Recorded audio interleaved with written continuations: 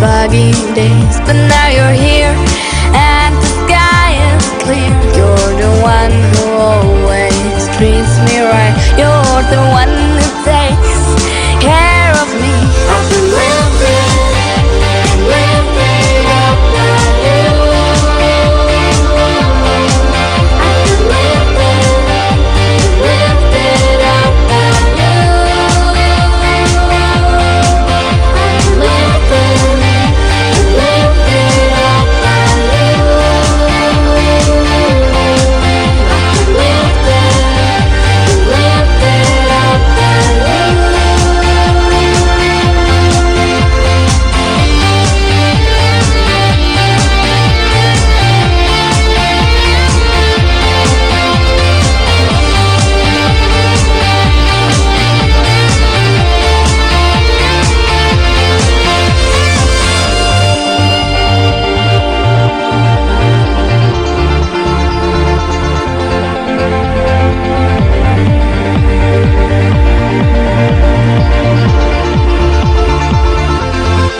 Your love surrounds me like a cozy cloud. You make me happy and I shout it out. There's no one else out there to compete with you. No, there will never be a friend like you.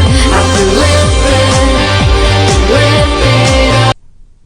Good evening, happy Thanksgiving, and welcome to another Ask a Doctor live in Indianapolis, Indiana. I am your host, Nate Manahan, hiding behind all the TV screens, but I put a camera back here so you can see when I come back. But the real stars of the show of Ask a Doctor are Dr. John and Dr. Kelly.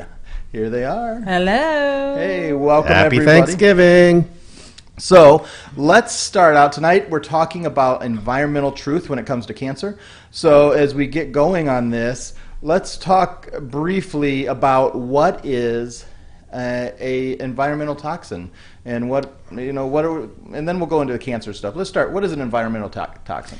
So an environmental toxin is something that you're exposed to through a variety of ways. Number one, an environmental toxin can be tobacco that we talked about a few weeks ago. It can also be things that are in our food. It can be UV rays like from the sun. It can be water that we drink, the air that we breathe, and it can be materials that we're exposed to either in our work or in factories that are near us, pollution that they put out. So those are what environmental toxins Yeah, are. different jobs will give different exposures, and I'm sure we'll get into quite a bit of that Right. later on this evening. Yeah. Well, let's start really quickly just defining what is cancer before we talk about more of the stuff about what Shall I? causes cancers. Always. So, what is cancer? Cancer is an abnormal cell from your own body. It has the ability to invade locally or break into the other cell areas. It has the ability to spread or metastasize. It has the ability to be immortal. Every cell in your body is supposed to have what we call programmed cell death, but a cancer cell loses that and becomes immortal. And then those are the three defining criteria. But another important aspect of cancer is that even when the host or the person with cancer is dying and not able to eat, the cancer is able to parasitically continue to grow and steal the nutrition. All right. I forgot to do a little bit of housekeeping, so let me bring up a couple slides here just so you can see them. First, if you have not signed up for our email newsletter, you can do that right now. We have a lot of important announcements coming out in the next week. mgwellnessnewsletter.com. Just put your email in there. We would love to have you as part of our family at MG Wellness. And of course, tonight, as always, we always are answering live questions. So if you ask a question right here on Facebook and YouTube, I'm watching. I'm going to bring the question out and ask Dr. John, Dr. Kelly to be able to bring that information that you want to hear. So as we come back, let me bring myself back up on the screen, and I have a few preset slides, or free preset questions that we're just going to start out with, but we're already watching. I see a couple people chatting. Thank you so much for joining us tonight. Who bans toxic substances? When we're talking about things that are either causing cancer or just doing harm, who bans them, and what is the process for banning? So this is Not a good one. Yeah, it's not a good process, and this is something that we've been learning about as we've been researching things to bring to you tonight. So the EPA, the Environmental Protection Agency, is the organization, the governmental organization that bans substances. So an interesting fact, in the U.S. market, there are over 80,000 chemicals that are on the market. Now, that doesn't mean that all 80,000 of those are toxic or that they all cause cancer. But there are 80,000 that are on the market. Out of that 80,000, nine have been banned by the EPA. And the process by which things are banned is through an act that was written in 1976 called the Toxic Substance Control Act. Yeah, that's a pretty good name at least. Yes. And so tell what the odd thing is about that act. So, for any of you that have ever actually looked at acts of Congress by looking through the Federal Register, you'll realize that there's a lot of very strange things thrown in besides all of the legal stuff. But what's interesting about it is for something to be banned, it actually has to be reported to the EPA by the organization or company that's using it. So there is no incentive for a company to go, oh, wait, we're using ethylene oxide to sterilize medical equipment, and it's carcinogenic, so wait, should we have the EPA study it to see if it really is so that they ban it, so we have to change what we're doing? Or that they shut down the company. So if you think about it, it is a completely backward system that was set up by our own government, and so to get it checked out, to get it studied to see if it's truly carcinogenic and should be banned, you have to turn it in yourself.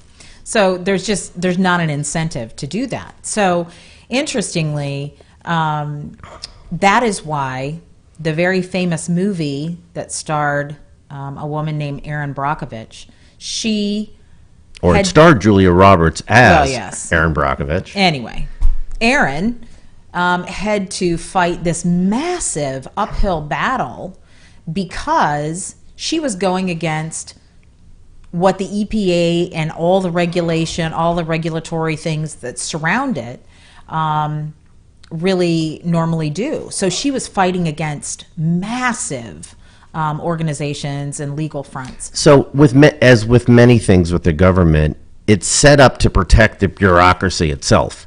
Yes, and the companies that are using these substances. Because who is the one that actually supports all of the campaigns? Right. So it's honestly very, very backwards. So as we look at some of this, what are the ways that are there good things that have happened? The laws are not in the right spot. We're seeing several comments here. I'm reading them right now. These are ridiculous. The laws need to keep up and change. Too many factories located near populated areas, low income, causing all kinds of problems. Is there anything positive that's happened? We'll give them, and then we'll tear them down here later. Is there anything that's good that's happened since the 70s on things being banned? So the 9 substances that are banned, it's very, very good that they're banned. I'm going to mention some of them. As I say, but it's truly taken acts of Congress for it to happen. Right. So PCBs, those are substances that were in plastic containers. Well, and in batteries, like yes. and I'm not talking home batteries. I'm talking large batteries, capacitors used for buildings, used for cities, and that's why there was problems with PCBs actually contaminating parks, because that's where they had some of the Right. They built parks around some of the dielectric plants. Asbestos has been banned, and every time you purchase a home, that is always a question that has to be answered. Is there any asbestos in this home? Or sell a home. Every time you sell a home, you have to answer that. So those are good things. There are other things that have very, very long and complicated names that I'm not even going to mention, but the other substances that are banned clearly have evidence of being toxic to us. But those aren't the only Correct. documented cancer-causing, let alone toxic substances. So I'm going to move to cancer.gov, which has a lot of valuable information on it in lots of areas, not just environmental toxins. But what is interesting is that cancer.gov lists 27 cancer-causing agents, whereas the EPA has only banned 9. And I'm going to read through those. I know it's a little bit long and cumbersome, but I'm just going to read through them. Aflatoxin, aristolochic acids, arsenic, asbestos, benzene, benzidine, beryllium, butadiene, cadmium, coal tar and coal tar pitch, coke oven emissions, crystalline silica, aragonite, ethylene oxide, formaldehyde, hexavalent chromium. Gesundheit. Yes, which is what Aaron Brockovich fought against. Indoor combustion of coal, mineral oils that are unpurified, nickel compounds, radon, secondhand tobacco, and soot, as well as strong inorganic acid mists with sulfuric acid. It sounds terrible and probably smells like rotten eggs. Thorium, trichloroethylene, vinyl chloride, and wood dust. Understand, a lot of these, if you listen to the list, are actually natural compounds. That's why we always say natural does not necessarily mean beneficial or safe.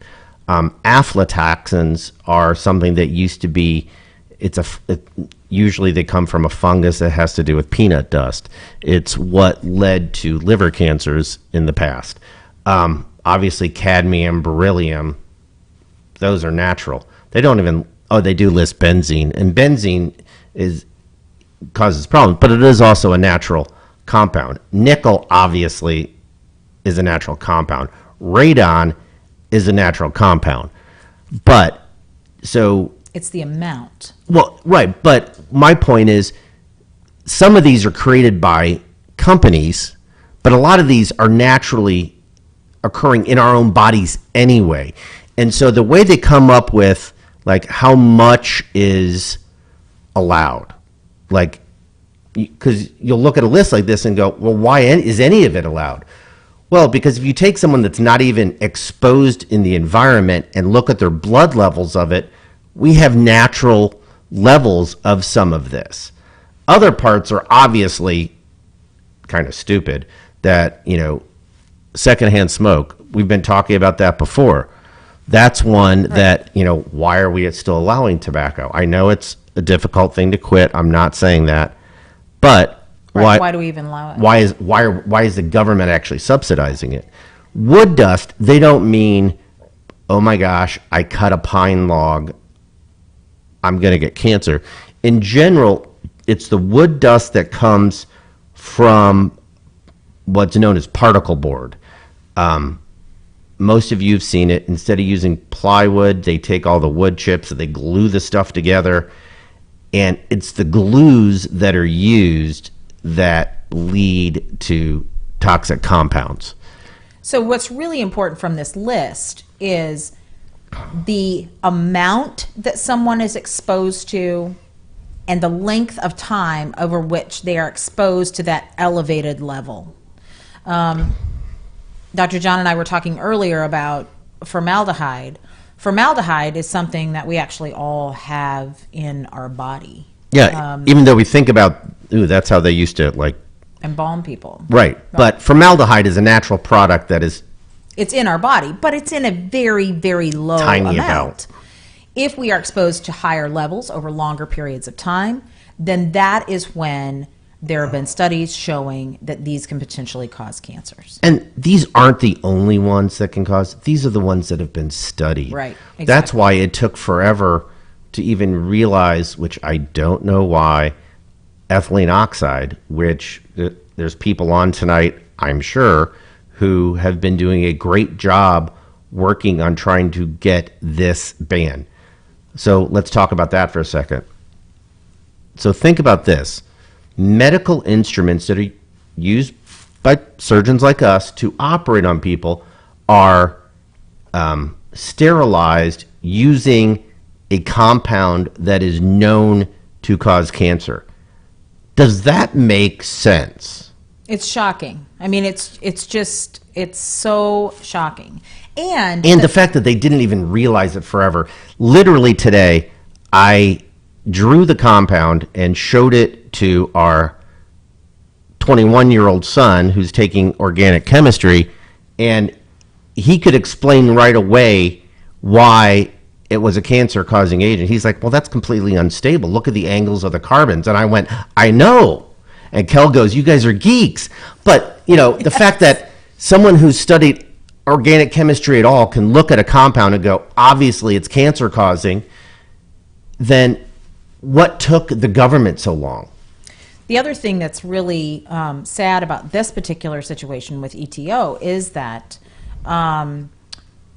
there is a way for companies to not use a toxic substance or to turn that toxic substance into something that is non-toxic. Or to collect it better. Yes.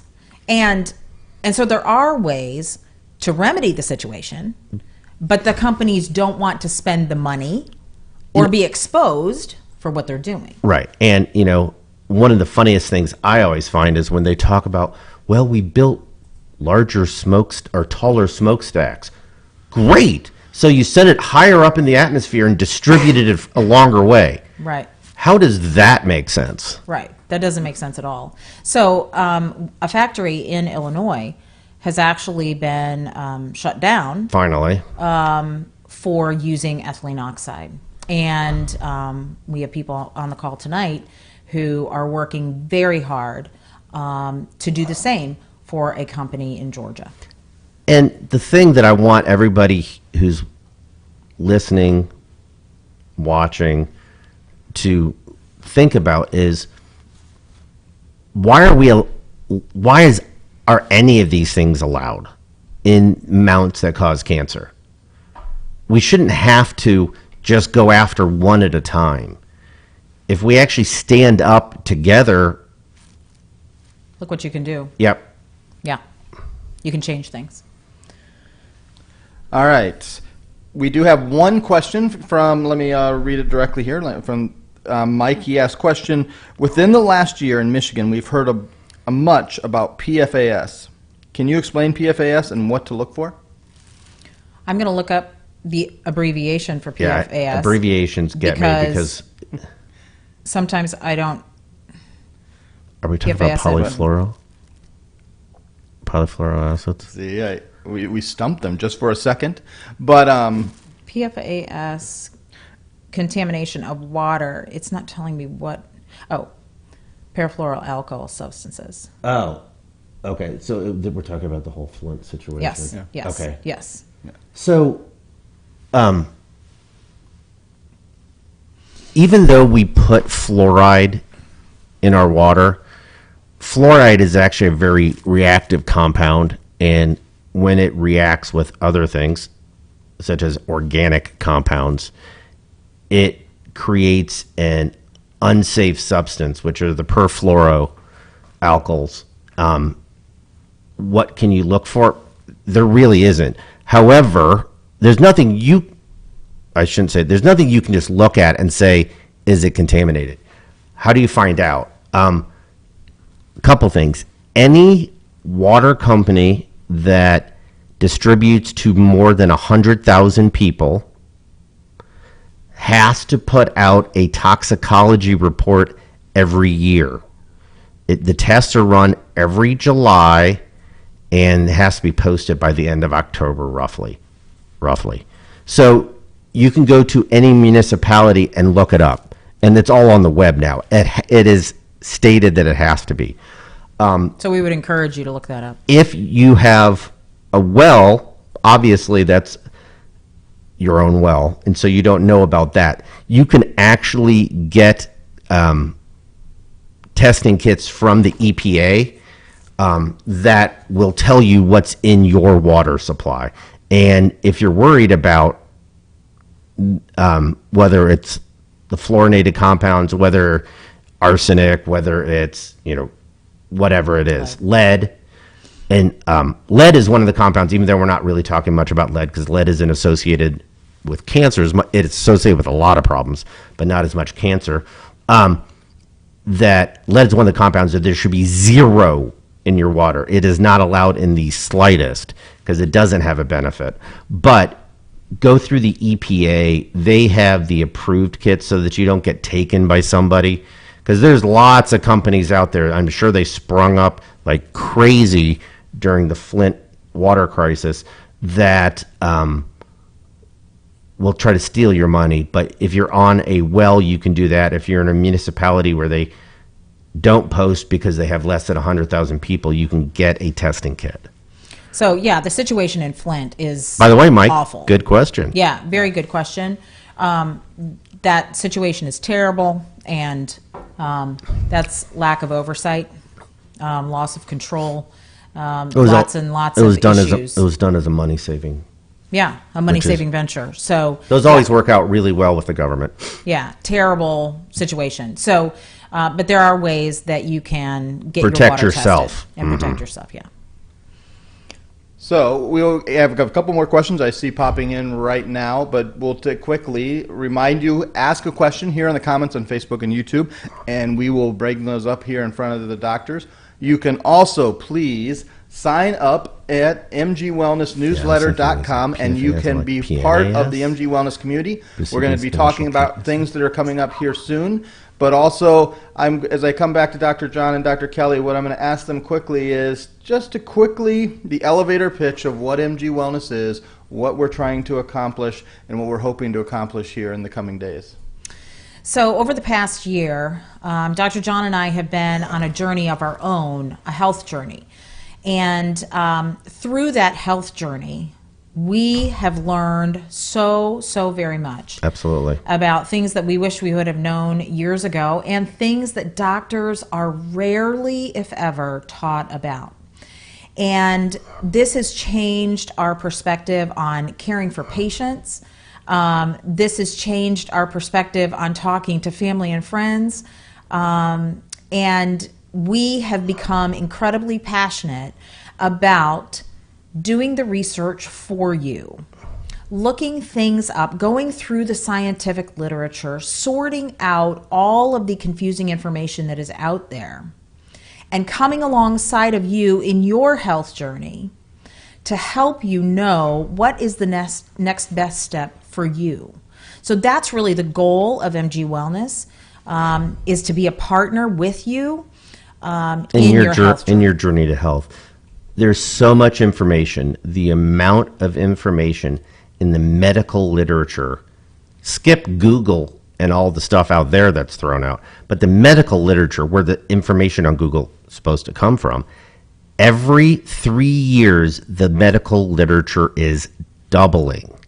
That is phenomenal, and that's what we're here to help you with. Yes, that we can be a source of sorting that out. And a source of, we are two physicians, each with 20 years of experience.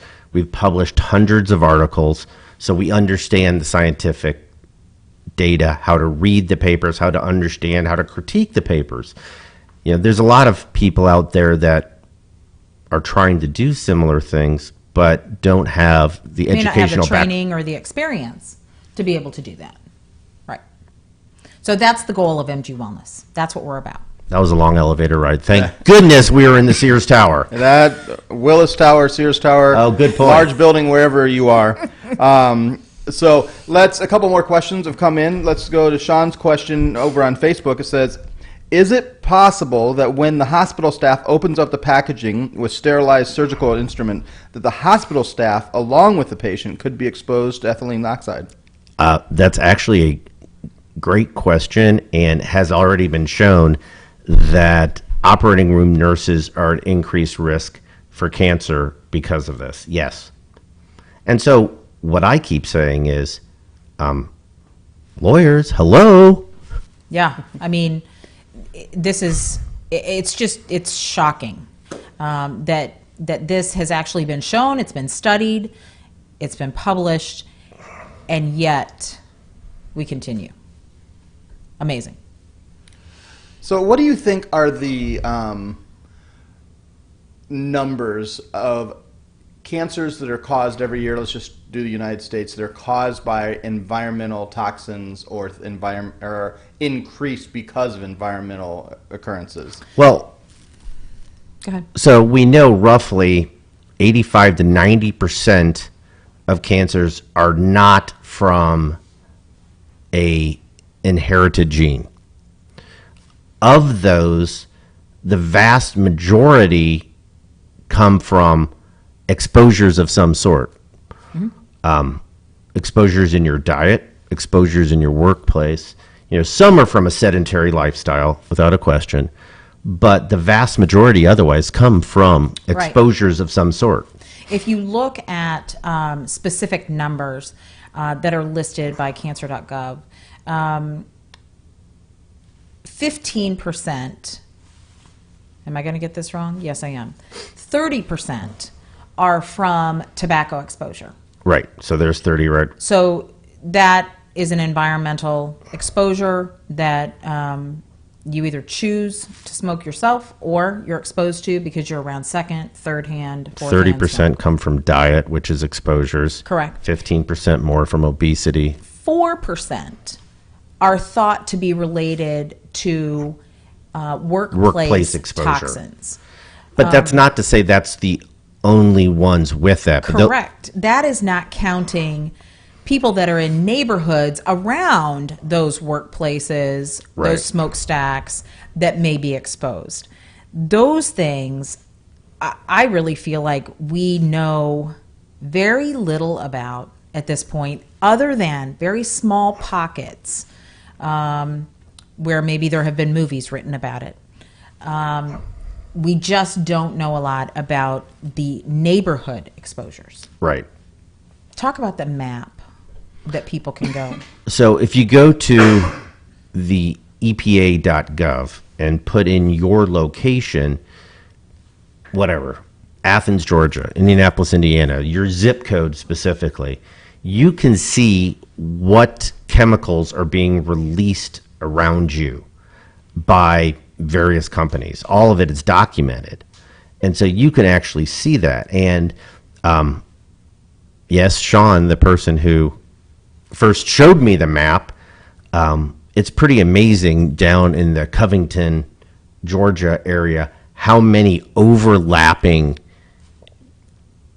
toxic chemical areas there are. Right. From Lawrenceville, from Covington, Yeah, there. So you can actually look on the map. and see what you're exposed to. Yes. And we're getting lots and lots of comments, lots of outrage and frustration. I'm sure. So let's even talk a little bit about it, because you've seen this in the last, I think it's 5 years.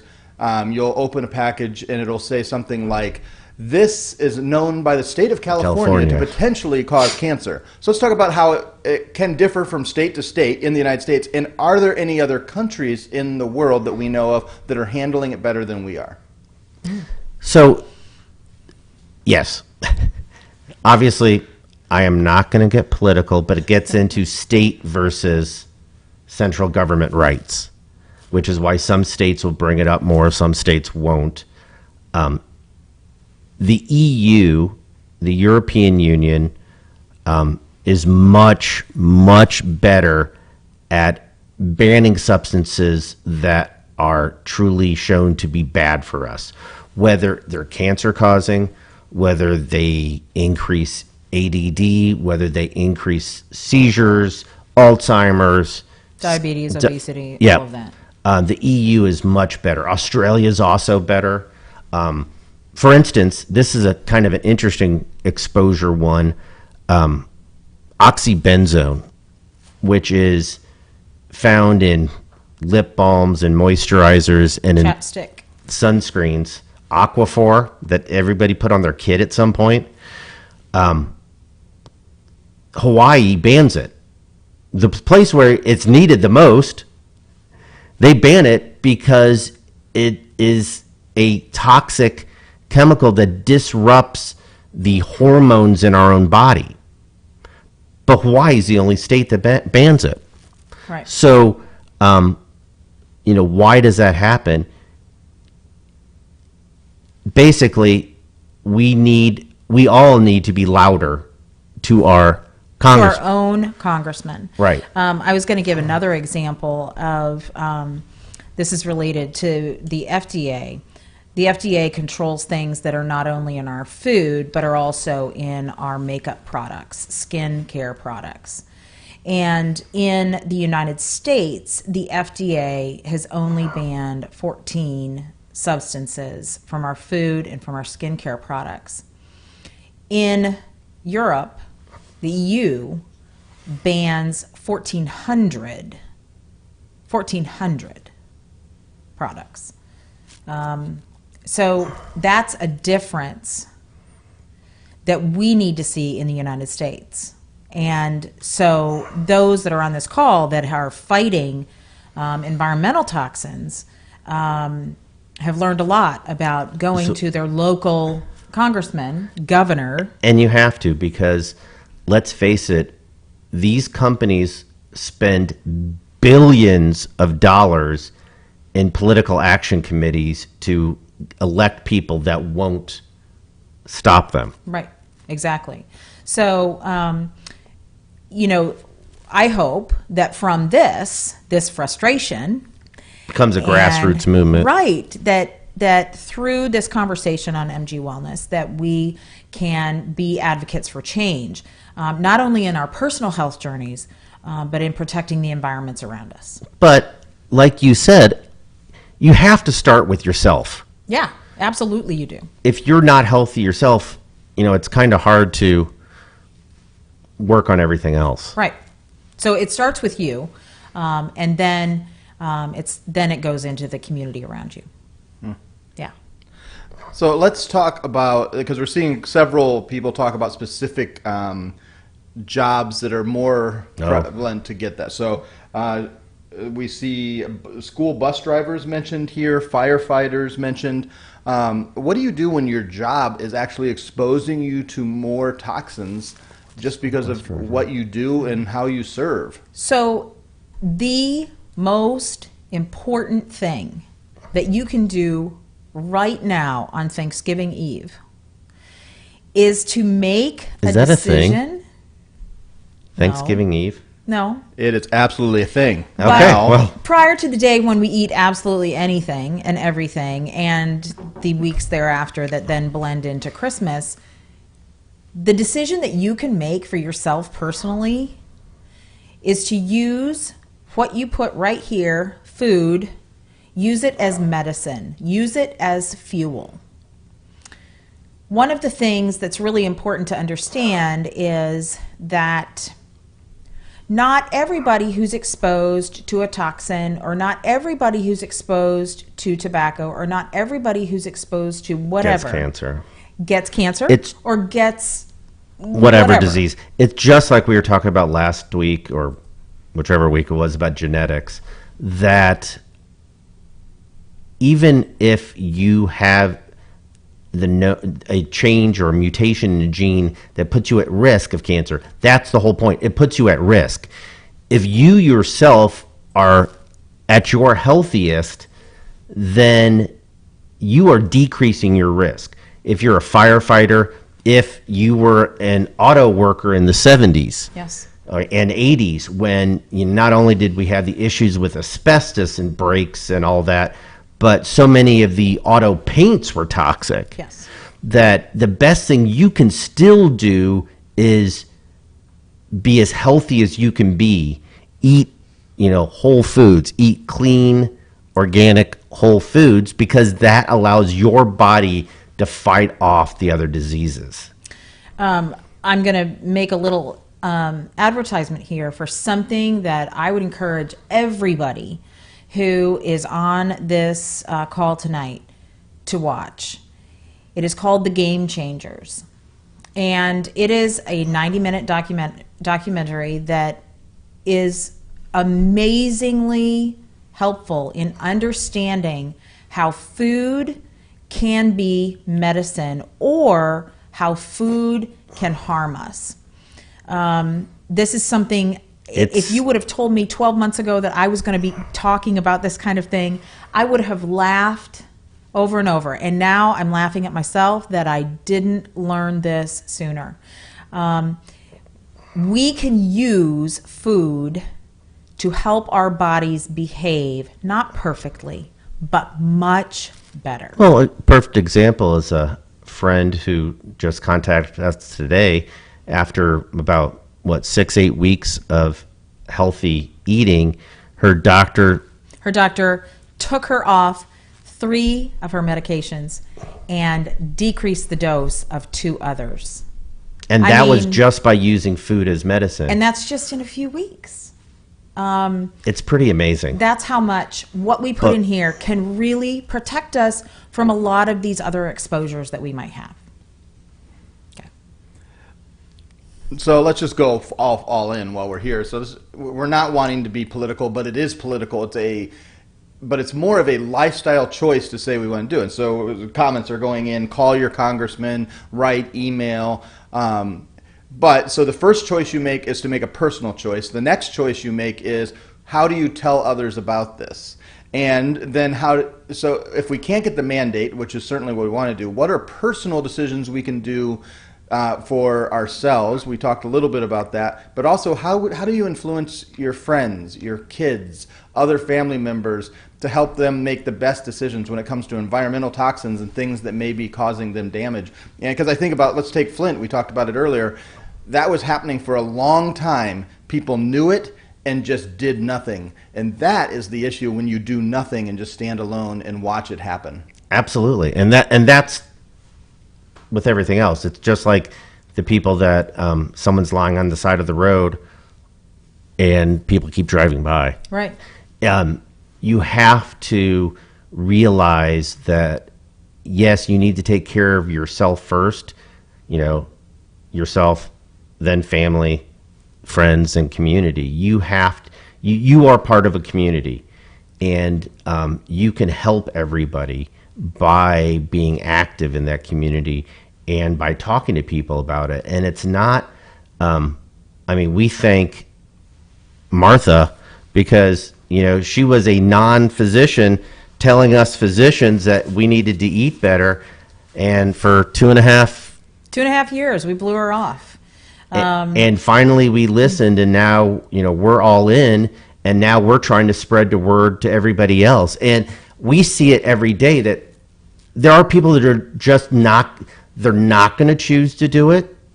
And you can't Don't let that stop you in your mission. move on to other help the people. next person. Not everyone is going to make the decision to be healthy. Correct.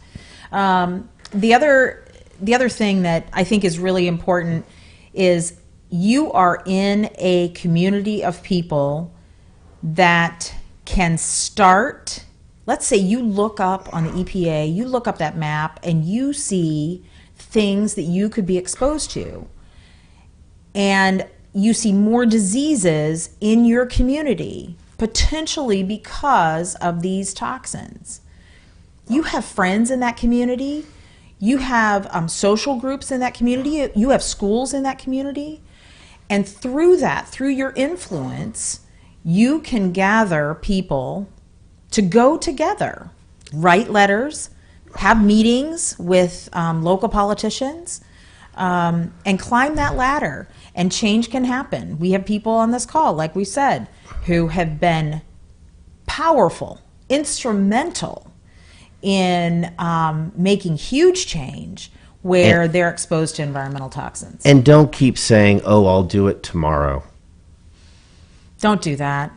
We did that for a long time with our health. And you can't. You've got to jump in, and You got to get all in. you're either going to be healthy or you're not. Yep. So the question is now being phrased. Someone specifically mentioned a medical association. I won't mention which one, but I think it's true of all, that many of the large medical associations that make up the doctors across the United States are not taking a stand against lots of these You are carcinogens. so correct. They're not standing up for it. Why is that, and what difference would that make if they do it? It's all about money, people. I'm sorry, but it is. I can tell I you. will go on record as saying that the American Medical Association, many physicians have walked away from that organization and are not members of that organization because of these types of things that we are talking about. It is too risky politically, apparently, for those associations to do something powerful. And a lot of powerful movements like this are coming from outside of those large organizations. And what's funny is, over time, they will take credit for the change because they'll jump on at the end. Because and it'll that's be fine. politically correct then. It's got to be a grassroots beginning. Right. And we have that power and that ability to do that. It takes a lot of work, a lot of community effort, but changes can happen. In fact, we've talked for a long time about how changes in food choices that are available, they're changing. You know why? Because we as consumers are demanding that. And the more that we demand that, the more our food sources are going to have to clean up. And so that's just a change we are in the middle of that change right now. And we're seeing that more and more. So Martha said, again, she said this multiple times in some of these lives, we speak with our dollars. That Absolutely. difference is being made by people coming in and spending money. You watch what's happening at Aldi and Trader Joe's, and Whole Foods has been doing this, but they're even increasing. They're doubling down. Aldi's is announcing they're going on a plan to go all organic across their store. This is a discount Yes. grocery store in the United States, based in Germany, but Yes. but they're making those decisions because they've realized they can make more money doing that. And we are going to make decisions with our dollars. They're going to make decisions with their dollars. So let's speak with where we spend our money and not Absolutely. be giving it to McDonald's. Absolutely. Now, Well, and to Coca-Cola and Pepsi. yes, I mean, and just for clarification, the group that was called out earlier was American Medical Association. I was going to leave I them figured. off them. So the AMA has been called out. Well, Yes. we certainly, you can see that multiple, you just type that into YouTube, you're going to see lots of things that people are frustrated. Absolutely.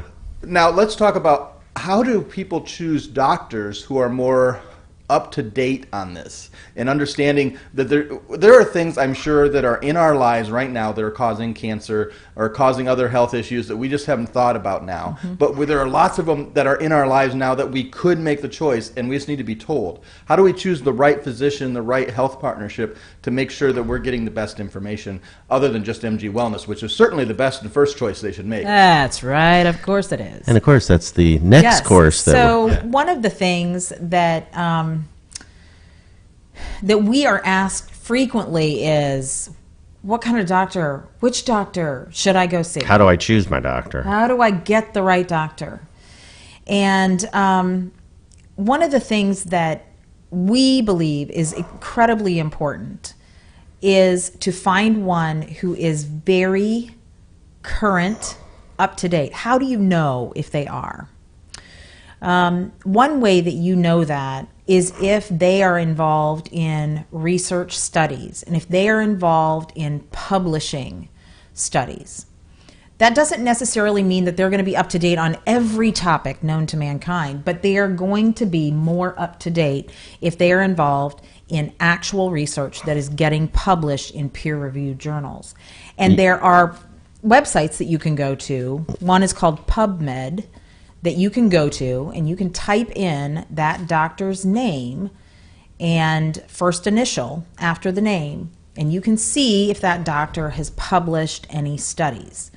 That is one of a million things that we would suggest, but that is one way that you can know if somebody's up to date. Yeah, most of the rating sites, Yes. they don't work because people that get on there in general are the angry person. Right. And so But yeah. what you could use those sites for is to see, is the doctor board certified? So that at least they had to pass standardized test. And are they doing what we call maintenance of certification? Yes, and you can also see on those sites, Health Grades, Vitals, there's lots of different sites.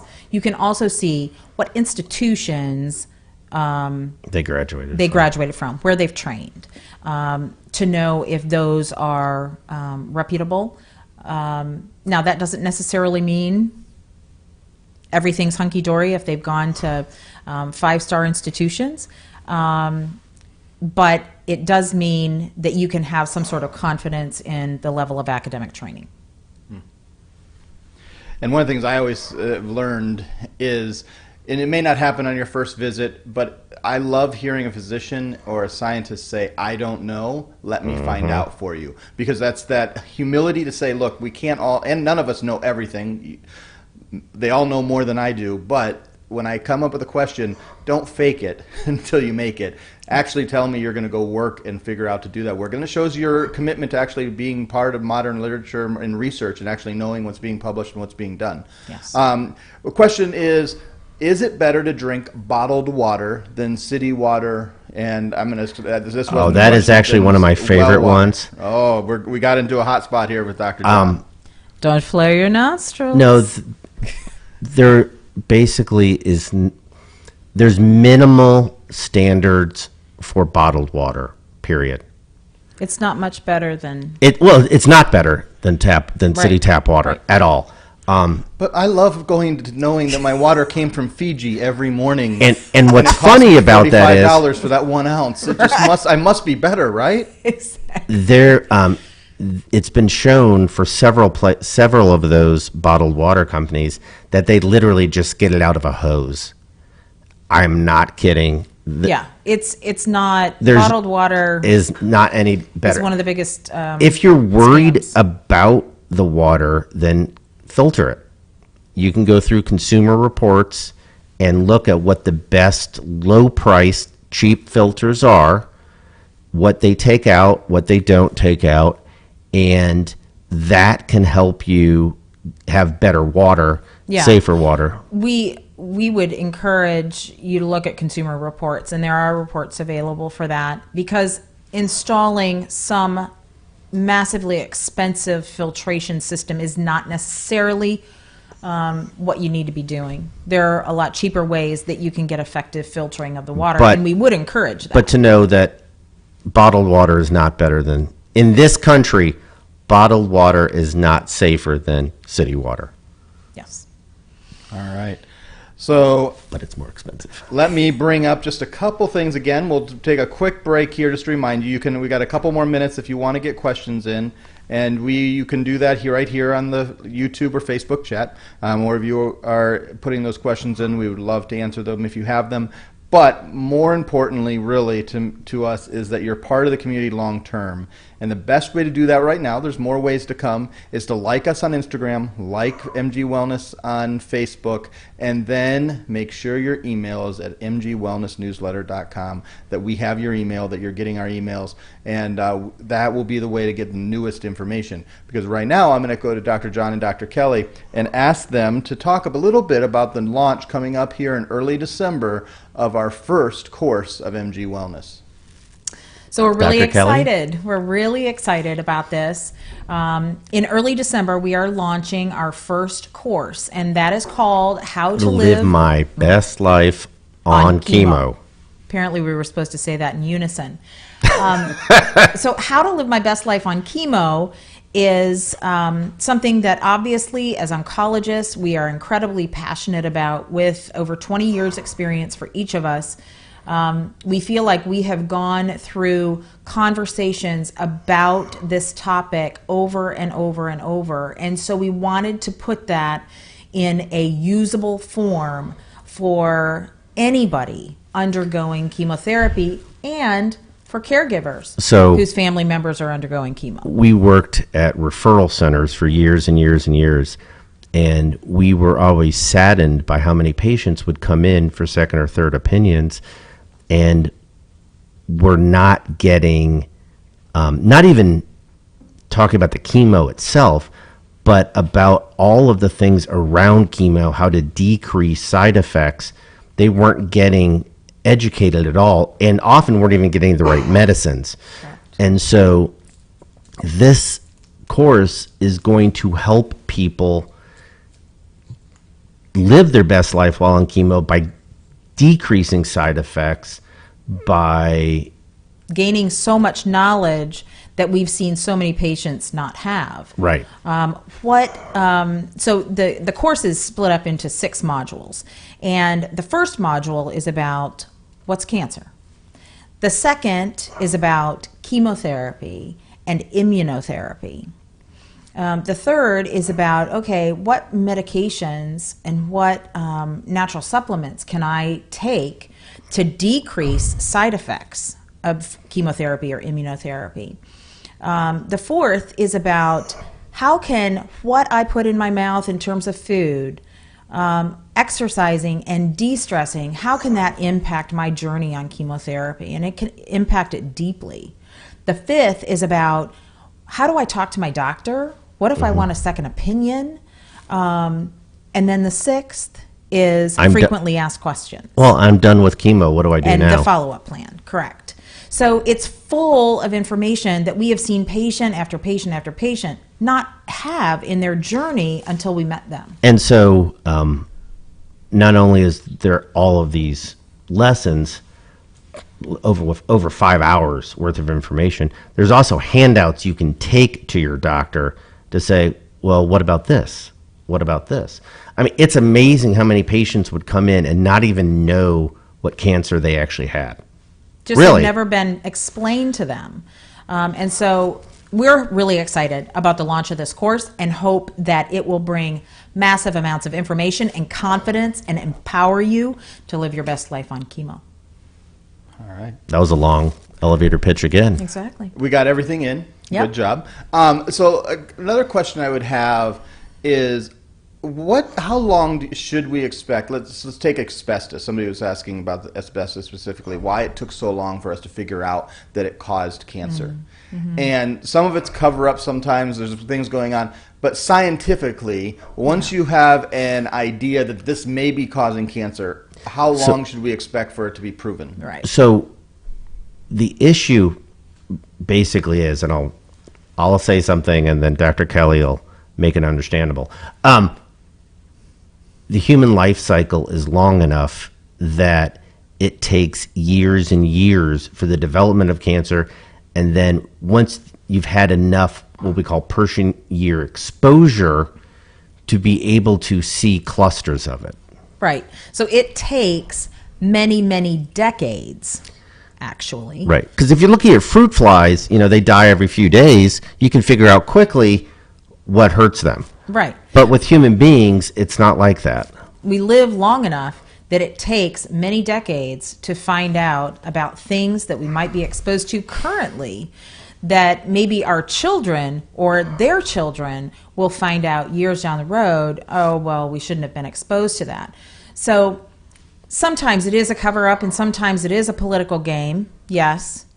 But I'm positive that there are things that we are exposed to now that we don't even know about yet, that in the future we may know they weren't good for us to have around our environment. Absolutely. All right.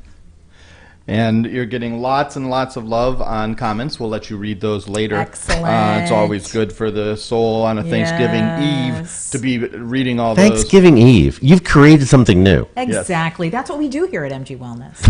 And so as part of Thanksgiving Eve, let's talk about a little outside environment, but what should you do on Thanksgiving? Tofurkey.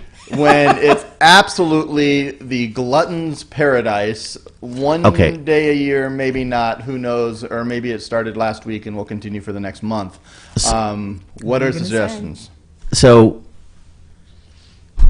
I have lots of suggestions, but I'll wait. We're going to get Dr. Kelly, and Dr. Kelly is not only has lots of suggestions, she's actually been working on them all day today. But my basic statement is going to be 1 or 2 days a year does not destroy the rest of the year. Right. I think that's a really, really important piece. However, if you really go off the edge, wait till Friday and you feel like crud. Yes. So that's the trade-off. Is Thanksgiving dinner, is Christmas dinner, Christmas Eve, is that going to ruin your health journey? No. Are you going to feel good the day after or the day after that? No, you're not. You're going to have a lot of inflammation and a lot of aches and pains and that kind of thing. But there are so many ways to make a healthy Thanksgiving dinner that tastes great. And actually, it would probably taste better. Yes. We spent a lot of time going through the grocery store and looking through everything. For instance, canned cranberries, high fructose corn syrup. Don't do it. And you know what? A healthy cranberry sauce literally took like 30 minutes to make. No big deal. Easy peasy. I am not a incredible cook. I'm not. Easy peasy, fabulous. And you can make it the day ahead and not have to worry about it the day of. So there are so many things that you can make in a healthy way that taste fabulous. And even picky kids will like it. Well, and you can get an organically raised turkey. Sorry, yes. I almost said chicken, but organically raised turkey. Yeah, you can. There are so many healthy options, honestly. And there are healthy sweeteners. We don't have to use things that have high fructose corn syrup in it. You can use or make maple syrup or blue agave. You don't have to use the white stuff, white sugar, white rice, white pasta. I mean, we have been working quite a bit experimenting with different substitutes that are healthy and good for you. Yeah. So there's lots of ways that you can actually have a lovely Thanksgiving dinner that is healthy and won't make you feel like garbage on Friday. And you don't even have to have the tofurkey. That's correct. And we will not be having tofurkey. But I probably won't be eating the turkey either. But that's just me now. Games Changers has ruined or has made my life. Exactly. All right, so I'm going to come back with a question about that here in a second. Okay. But some of the comments are great here. people sharing. Martha shared the Celebration Cookbook by Danielle Walker. Yep. Just made a homemade cranberry sauce today. Amazing, I'm sure. Yep. We have added several healthy, yummy alternatives to traditional, Sabrina says. But I'm going to come back with a question, is what... Post them, people. Post them. Post those things. Yes. But what is, if you're going to do one cheat tomorrow for each one of you, and it's one thing I'm going to do, but I know I may not be perfect, but I just really want to have a taste of it, and I can't find an alternative. Is there something that you'll take one bite of because you want, or is there nothing left? Believe it or not, to me, it's going to be turkey because I've given up the meat. Yeah, I think that turkey is probably the thing for me. I'm not. I used to be people. Let me just fall on the sword right here. I was so crazy about macaroni and cheese. And I know you can make healthy ones, but I'm not even doing that because I have lost that love and feeling. I hope not. I just Gee. there Wow. will be macaroni and cheese that will be brought by other Where's family Tom members. Cruise when we need him to sing? I just Yeah, he's coming back with that love and feeling, so it's That's being right. filled. Oh, that's right. So yeah, I'm not probably going to do anything other than cheat with turkey. Goose's kid? So Yeah. who knows? That's what I understand, We won't go sorry. into our film noir Yes. stories here. So thank you so much, everyone, for watching tonight. It is 8:59 p.m. It is almost 9 o'clock, so I'm going to give last a few moments of words from Dr. John, Dr. Kelly. But thank you so much. We know it's Thanksgiving Eve. You gave up. There's been dozens of you watching. A lot of you will watch afterwards. We appreciate it. We would love to hear from you. You can email the team at support@mgwellness.org at any time, or please follow at Facebook, engage on Instagram, and go to mgwellnessnewsletter.com and make sure your email is on there. Dr. John, Dr. Kelly, anything you would like to add? Happy Thanksgiving. Have a great time with family and friends. Absolutely. Enjoy. And we hope to see you real soon. Take care. Hey, guys. Thanks to the live studio.